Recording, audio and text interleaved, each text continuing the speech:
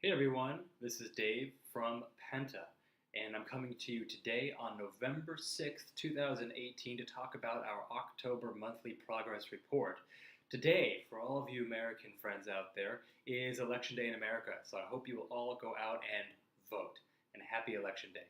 I voted a week ago, Colorado voter. You can see my Colorado pride behind me, so I'm really excited to see what happens with Election Day.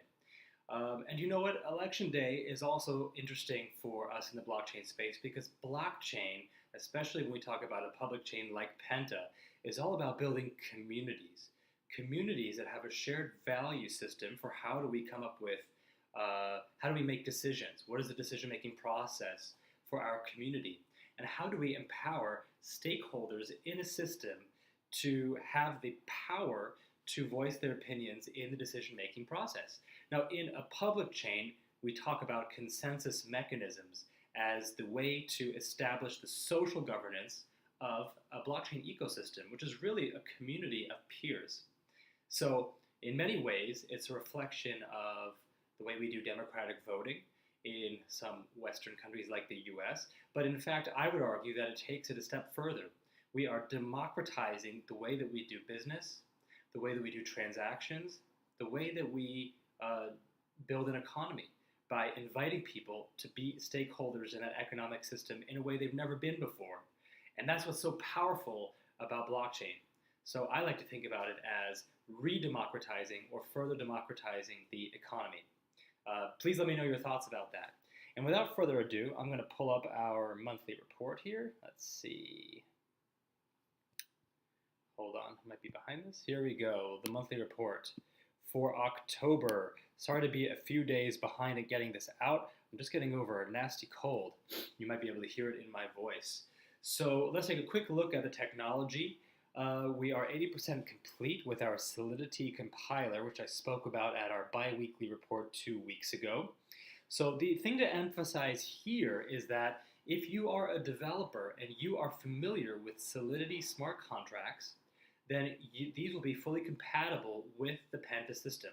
So that's good news. You don't have to learn new tricks. All you have to do is take the experience that you already have doing smart contracts on the Ethereum network using Solidity, and those smart contracts will be completely transferable and compatible with the Penta network. So our progress on that is 80% complete. The compiler is the tool set that will enable people to write smart contracts that can run on Penta. In terms of dApp governance, we are in the process now of expanding our modules to support diversified smart contract messages. Part of this feature is extending the possibilities of dApp governance from existing networks. So we're looking at ways to incorporate upgrade functions into smart contract codes. This will give developers more options, a wider array of options on how to support upgrades, to implement controls on authorization levels related to a specific application, and to customize for business scenarios. So Penta is really a public chain that is focused on supporting projects that will be working in the real world economy. And this is an important step. So we're thinking about how to do, we've talked about the Penta account model system, which is new and takes it a step further from existing platforms. Now we're looking at how to take smart contracts in the direction of next generation smart contracts. As a lawyer said to me recently, a blockchain space lawyer who represents some really big names in the blockchain area, smart contracts are neither smart nor are they contracts. So we need to get to a place with the technology where those smart contracts are smart and contracts. We are seeing in some places, in some states, for example, in the US, that smart contracts are being considered as legal contracts. Tennessee has that with selling of houses. We are seeing in some countries that smart contracts are starting to be considered as legal contracts. But we need to make sure that the technology underlying those smart contracts can bear that out. Okay. Back to our technology roundup for the month of October. We are continuing with our development of DSC. As I mentioned in the previous report, we have completed what we consider to be phase one of the design and development of DSC. We are now working to enhance the consensus process, specifically focusing on enhancement features related to the Byzantine agreement, the Byzantine fault tolerance element of DSC, which allows for high finality. It is, Byzantine agreement requires 2/3 consensus to be reached, and so it is it's a dissuasive characteristic to prevent us from having too many forks. It also increases the security of the network and makes sure that there is very strong data continuity. Our work to do basic code review is ongoing, and that will be ongoing, of course, until we launch our testnet. And then after that, we will continue to do code review. PC wallets are virtually complete. We've been following that, tracking it with you. The app version and web version of the wallet, our Penta digital wallet, is undergoing testing. Current progress is 60% complete. What I want to emphasize here is that the wallet construct is out there. We've created it. Now we're just in the process of fixing the bugs, optimizing it, and we're getting very close. In terms of the Blockchain Explorer, the Penta Blockchain Explorer is fully operational. I have shared that with you on previous videos. Please feel free to check back and take a look at it. I think the design looks really cool, very user-friendly. You can see in that video, and I encourage you to pay attention to this, that we have both delegate and witness nodes up and running on the Penta network, and you can see that in the video of the Blockchain Explorer. Okay, so that's a roundup of the tech. Let's take a look at our ecosystem developments. On October 17th, Penta Labs, which is our academic outreach platform, and MIT signed a strategic partnership agreement. This is the MIT International Science and Technology Innovation Organization, also known as MISTI. And I'm happy to remind everybody that Dr. Steve Melnikoff, co-founder of Penta, is a graduate of MIT. So we are very pleased to be continuing our partnership with MIT, growing the possibilities of blockchain space partnership through this strategic agreement with MISTI. The other development that we're sharing with you here is that we have announced, as of October 22nd, the Penta Enterprise Community.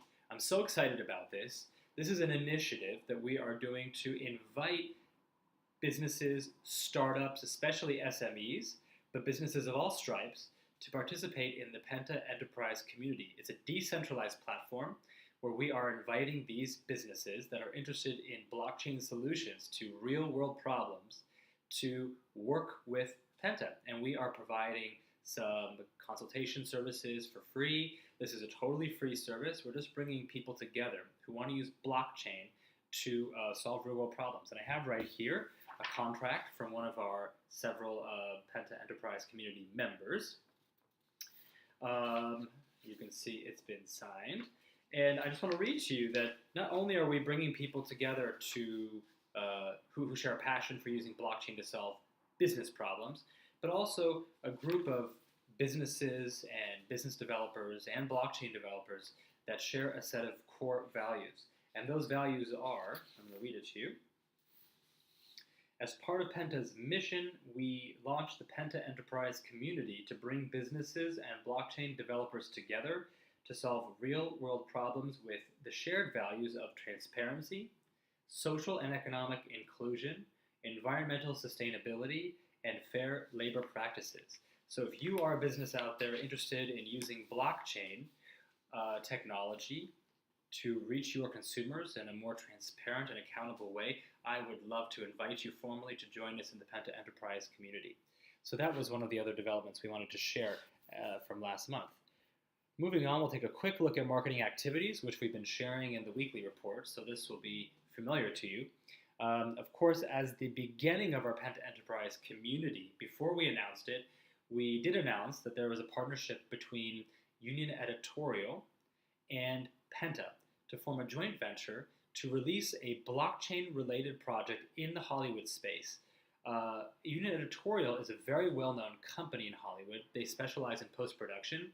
They also do production, but their bread and butter is post-production of films, commercials, and we will be working with them to bring a product to market in the coming months. We're very excited about this project, and we'll be making more announcements about this particular project with Union, so please pay attention to that.